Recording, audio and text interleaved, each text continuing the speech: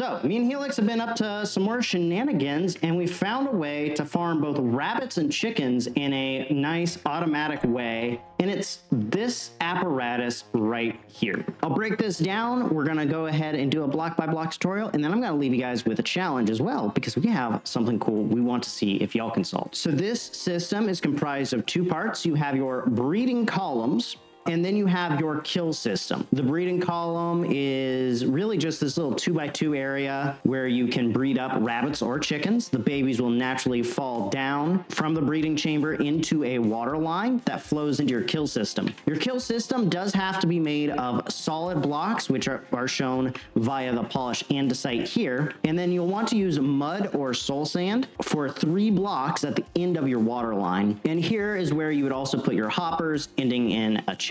And so let's go ahead and build this guy out. You can chain multiple of these together. And so I suggest when you start building this, go ahead and select where your central hopper is going to be, and then make this plus with mud. If you're not using all 4 sides, you don't have to make the plus, obviously, just cut off what you don't need, and make sure to place solid blocks behind the cauldron. And so today, we're only gonna be making one side of this for the tutorial, so I'm going to place solid blocks all the way around this cauldron. And then you're gonna take that out to the end of your mud line, and then you'll want to place one cauldron upwards and diagonal to the first cauldron. Then you'll want to place a piston facing down into your higher cauldron, and then you'll put a lever on top of that as well.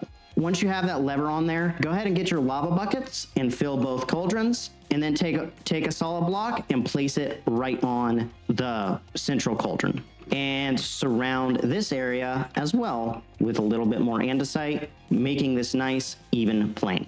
So next you'll want to take out a line. You can go up to 8 blocks out, including these 2 mud blocks, because you want it to be because you can go up to the maximum length of one water flow. Place water at the end after surrounding it with some kind of solid block. You can use glass, you could use cobblestone, doesn't matter what block you use here. From there, you're gonna want to have this kind of ovular shape, and this is where we'll build the breeding tower.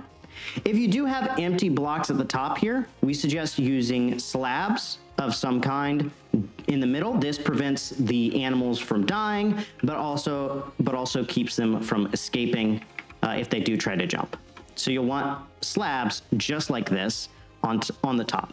So in your ovular shape, you're going to want to go ahead and place 2 fences just like this, and then place a dispenser in the back and place a water bucket inside of there. And now we'll go up a total of 3 blocks on all sides so they can have this nice chute here. This is specific to the rabbits because they can jump out anything below this. So this just makes it to where they're not escaping on you. Of course, you can go and capture rabbits. You'll want to load them up into here. We're just going to be using some spawn eggs today to make it nice and easy. Once this is all built, go ahead and place a button on your dispenser. And you'll notice when you press that, all your rabbits get pushed into this nice little spot. You stand on this 1 block, get yourself a carrot. So this just makes it to where you can easily breed them whenever you want to. And then you just press that button again and you'll go ahead and suck up the water. And then you'll see that the babies will naturally just fall on down and flow into the system. After about a day, these rabbits will go ahead and grow up, and you can turn on this lever to catch any stragglers. If you have a whole ton of them, you can get some like this guy that'll get stuck back here as adults, and that's why we have this lever system. We suggest just having this turn on for 1 to 2 minutes every day, and you'll be just fine. Now, like I said earlier, you can combine multiple of these together, and you'll see we have this nice large system where we've taken out all sides to the maximum water flow length, and we have multiple breeding pots. All of them, most of them have rabbits or are just empty, and we did make an attempt to do some cows. We'll come back to that in a second. The cool part about this too is you can just put on some form of daylight sensor. You could even take the daylight sensor and maybe have it on an observer with some kind of timing system. So you can automate the killing portion of this and have it flow out into your food collection system. Now this farm is fairly useful because it provides rabbit hide, which allows you to get leather, and cooked rabbit, meaning that it's a viable food farm, at least for the early to mid game. And it's also a good chicken farm because you can get cooked chicken and feathers, overall making this a viable combined system especially if you're playing with multiple people.